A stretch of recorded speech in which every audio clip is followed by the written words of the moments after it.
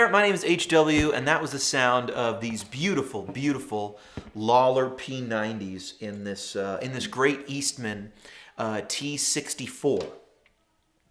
And it is for sale along with every other one of my guitars. Okay, now I'm stretching the truth a little bit. Obviously, I'm not selling all of my guitars, but here's what happened. Here I am minding my own business, just going about my life, trying to make content, trying to make profiles, and trying to make an episode of That Kemper Show, when Michael Britt shows up with one of the best Les Pauls I've ever played. It's this one right here.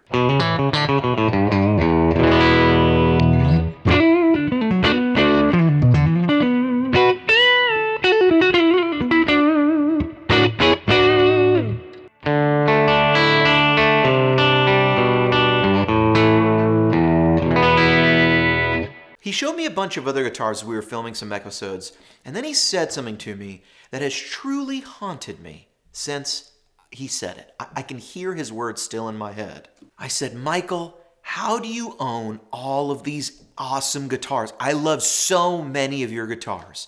And he looked at me and responded, you sell the ones you like, and you keep the ones you love. Head exploded. Right then at that moment, I knew I was in for trouble. What am I going to do? HW loves a lot of guitars. I don't know. I think HW actually likes a lot of guitars. And so the quest was on. Which one of my guitars was going to make the cut? Because the cuts were going to be deep. First up, my trusty, my number one, my Blue JM Pro. Why do I own this guitar? Why do I love it? Do I love it? Do I just like it? I truly, truly love this instrument because it's the one I always grab to go play live. It's not always my most fun at the house. That might go to a Strat or a hollow body or something, which we'll get into.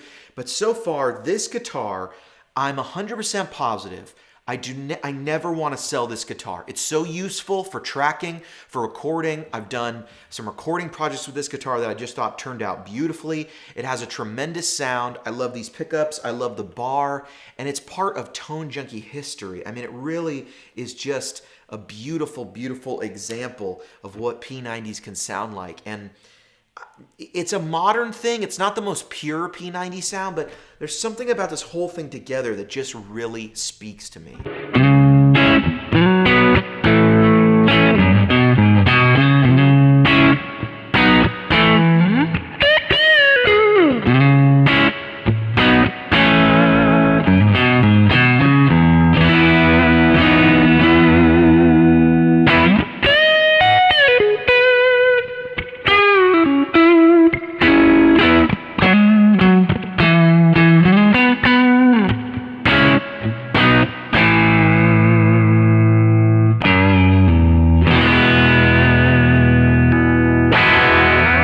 What about its gold cousin? I mean, I love this guitar too, but do I really need two of them?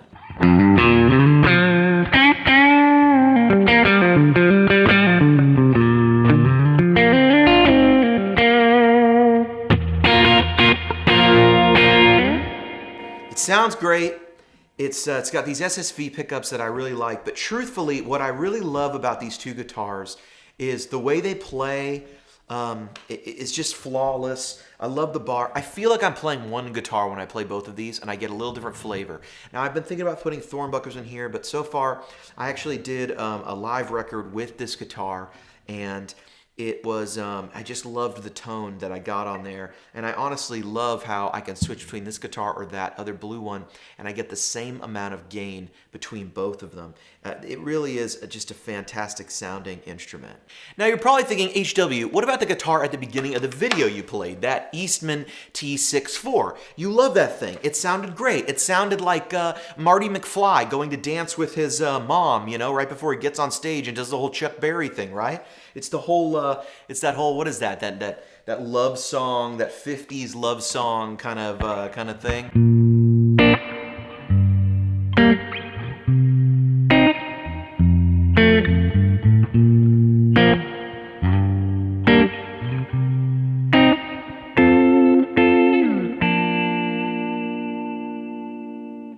Well, this guitar, unfortunately, is not making the cut. And here's the thing about this, guys. There's nothing wrong with this guitar. Actually, there's a ton to love about this guitar. These Lawler pickups are beautiful. Here's the neck. I mean, it just sounds tremendous.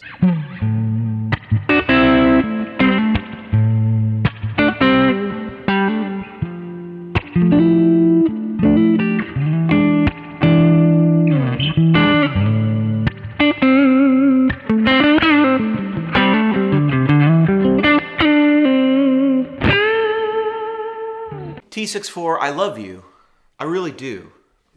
T64, I like you. I really do. You're probably, I don't know, maybe you're my favorite Eastman I own, because I love that you're fully hollow, and I love these Lawler pickups, and I love a good Bigsby. You're a cool color, and you have some really great wearing right there. I think the headstocks look cool. I think they're a wonderful sort of throwback, and I think they're an incredible value. But I'm not sure I love you. It's not you. It's me.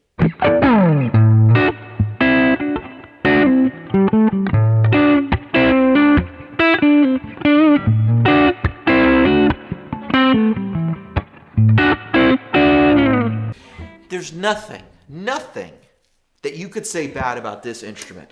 I ran into it at NAMM, and it is incredible.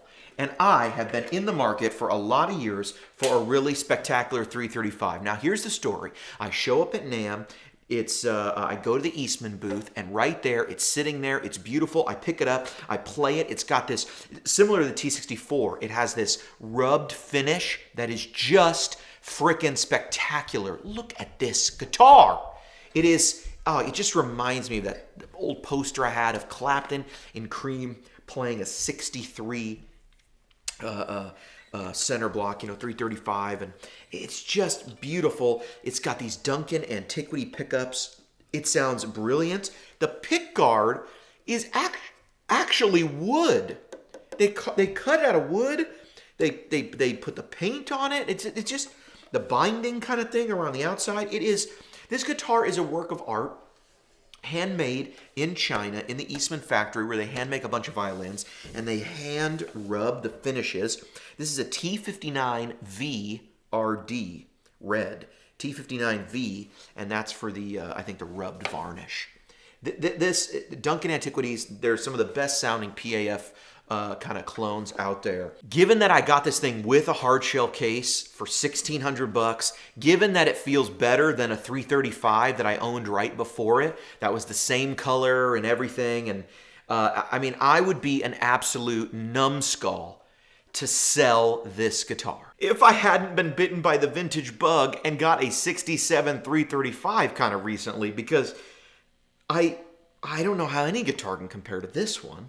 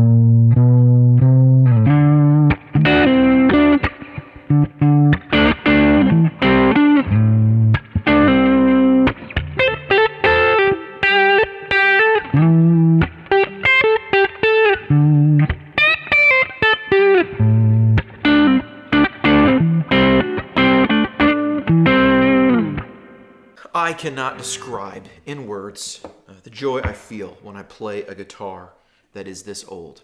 It feels like something outside of myself is playing the guitar. Something else is sort of in this thing. Like it has a soul, like it's got a spirit, like it's got a history, a voice, and it just is complex in a way that other guitars aren't.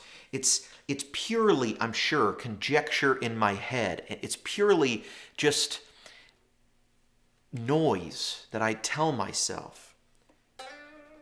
But I don't know how I could live without this thing. So, unfortunately, the red one also has to go.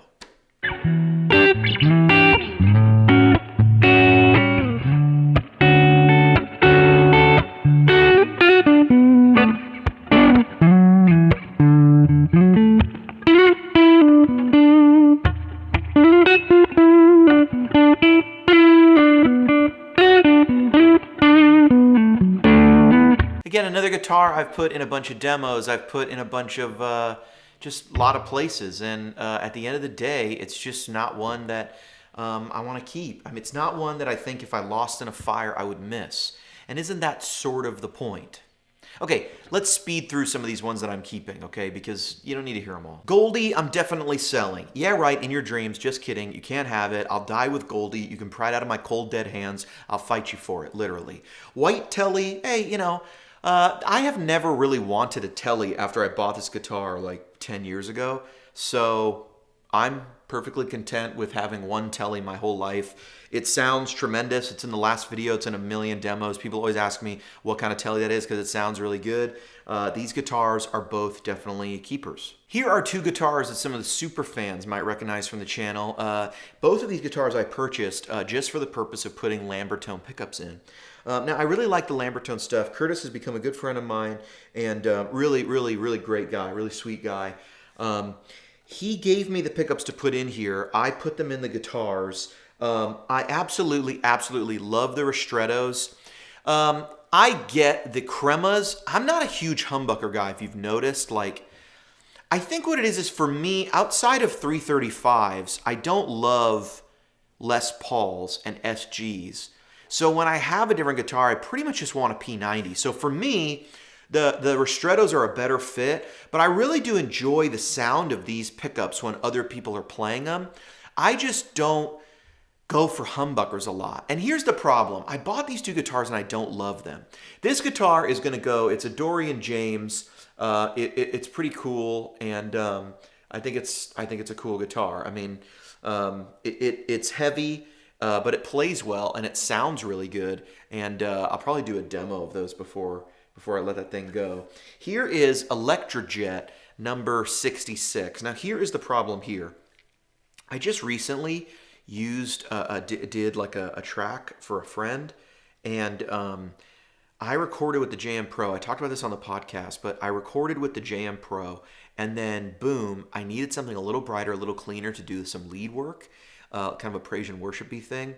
And I started to adjust the profile, and I had this one moment where I thought, I bet the Ristrettos will give me the sound I'm after.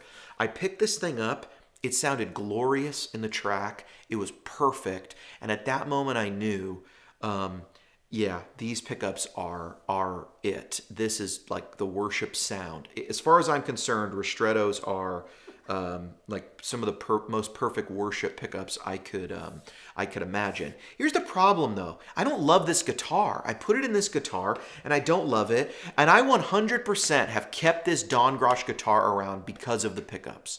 So what I'm going to do is remove these pickups, keep the pickups, and I'm going to need help in a future video finding another guitar. Or you can even leave it in the comments of this video. I need help finding another JM Pro maybe guitar or something else with P90s that I can put these Ristrettos in, because I feel like in the track I did, they so perfectly complemented my Sir S90s and my JM Pro, and also I even put the 67 335 in that track, and it was great. It kind of had panned rhythm guitars and stuff, and these things got the main melody line, and it just sounded like all the great Sunday morning records you hear. So I really truly do not want to be without these Ristretto pickups. I think they're really special. So I got to put them in a guitar, but I got to find a guitar that I like as much as these pickups, because right now I'm not feeling either of these two guitars, and that's just the way it is. Two other guitars that you don't see on the channel a lot, or maybe you have. You might have never seen this one. It's an Eastman T486. It's got Seymour Duncan Fat Cats and a Bigsby. Bought it, showed it to the Sues, and immediately just realized I don't love it. I really like P90s and I like 335s, and I was kind of in this 335 kick, and I've had this guitar kicking around for a while, though it's never really made it on camera. This is my Bernie SG from Japan, a young HW, cut a record and toured the bar and club scene in San Francisco with this guitar. I have a lot of memories here. I made my first dollar as a musician with this guitar right here. We sold out the Makeout Room in San Francisco as our first sellout show. I played on just a couple stages that I had basically idolized the bands on in the local scene for a lot of years. So this guitar is really special to me. And honestly, with what I could get out of this guitar, look, I mean, even the tape is coming off where I put love on here. Honestly, with what I could get out of this guitar, it's just not worth it for me to sell it. But if I didn't have it, I would just remember it fondly in pictures. But, you know, I mean, these things only go for like $500 or $600. And honestly, for that much, I'd rather just have it as a piece of nostalgia. And it's cool just having an SG around. These pickups sound really good, but, you know, it's again, in a fire, it's not the one I'm grabbing. And yeah, I would eventually forget about it. I can remember it fondly in pictures. I think what I'm getting at here is that Michael's got a really good point. And that's that sometimes we settle for things we really like. Sometimes we pick up guitars and we don't feel like there's anything wrong with them. And the truth is, there's not anything wrong with them. You know, to give you an idea what I'm talking about, that Don Grosh guitar with the Lambertone Ristrettos, like I said, I love those pickups, but you know what I dislike about the guitar? It's just the neck profile. Now, that might be someone else's favorite neck profile, but it's just not my favorite. There are things I dislike about that 67 335 in a way. The pickups are not as well balanced as the Red Eastman. For sure, I could take the Red Eastman out of my house, play with my existing tones, and it would sound great. The problem is, I just don't feel a feeling. You know? It's like a perfectly kind, attractive, sweet girl has a crush on you, and you're looking for a prom date, and you know it's a sure thing. But you gotta go ask the head of the cheerleading team. You know what I mean? You gotta there's something about just taking the risk and shooting for the moon, and there's nothing wrong with her. You just don't feel anything. And if we're not romantic about guitars, then what's the point? Right?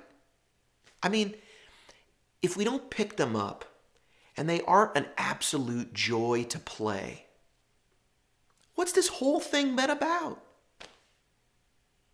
And if I can't scuba, what's this whole thing been about? Okay, listen. I hope this video hit home for some of you. I'm selling a bunch of gear. I'm even selling some gear that I didn't really show here, as well as a bunch of pedals and a bunch of amplifiers that I profiled. So shameless plug, you can always check the Tone Junkie Reverb store, which I can link down below. That red one has already sold. That's one that I knew would sell quickly.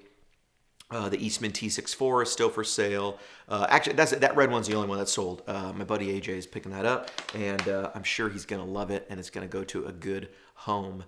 Anyway, I've been HW. I hope this has been food for thought. Sell the ones you like. Keep the ones you love. HW.